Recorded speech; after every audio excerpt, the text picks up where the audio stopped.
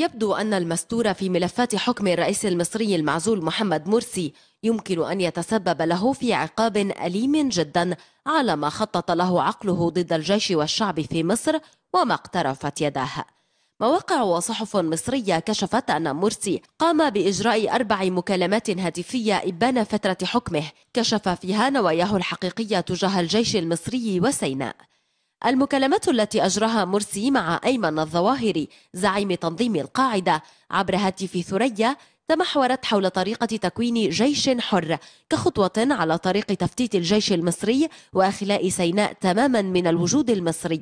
تنفيذا لاتفاق 8 مليار دولار الذي كان السبب في الدعم الأمريكي ومن خلفه القطري له للبقاء في سدة الحكم. ووفقا للمواقع والصحف المصرية والعربية ومنها النهار والأهرام، فإن المكالمات تضمنت الاتفاق على التنسيق بين جماعة الإخوان المسلمين وتنظيم القاعدة عن طريق خيرت الشاطر ممثلا للإخوان ومحمد الظواهري شقيق زعيم التنظيم عن القاعدة.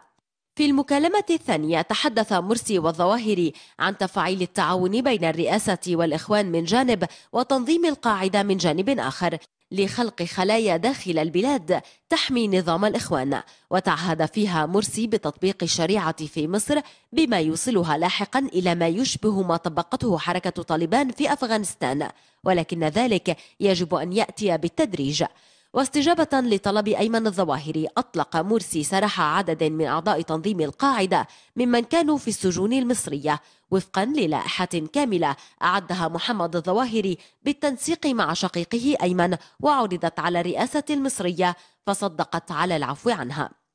في المكالمة الثالثة كرر مرسي تعهده بأنه لن يعتقل أي عنصر من القاعدة في عهده، كما اتفق الجانبان على ضرورة فتح معسكرات لتدريب من يوصفون بالجهاديين، وفي ذلك مصلحة لمرسي الذي كشف للظواهري أنه ينوي تشكيل مجموعة مقاتلة تواجه أي محاولة لإزاحة الإخوان عن الحكم، وهو الأمر الذي تم فعلا، حيث قام مرسي بتوفير 4 معسكرات تدريب للجماعات الجهادية وأوقف العديد من العمليات العسكرية في سيناء.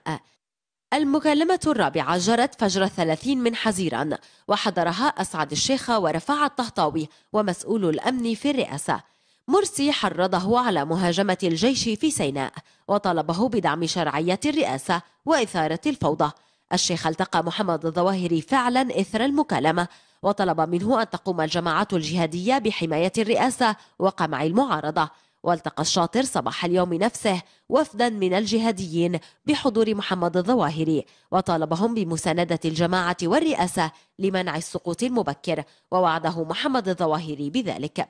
إذا ثبتت صحة هذا المستند الصوتي فإنه يشكل دليلا قاطعا على خيانة مرسي لمصر والمصريين، وهو دليل يمكن أن يوصل مرسي إلى حبل المشنقة من الجلسة الأولى، ولكن الأهم أنه يفضح حقيقة الإخوان المسلمين وعملتهم لكل من يمكن أن يثبت حكمهم ولو على حساب الشعب الذي يدعون أنهم يحكمون باسمه.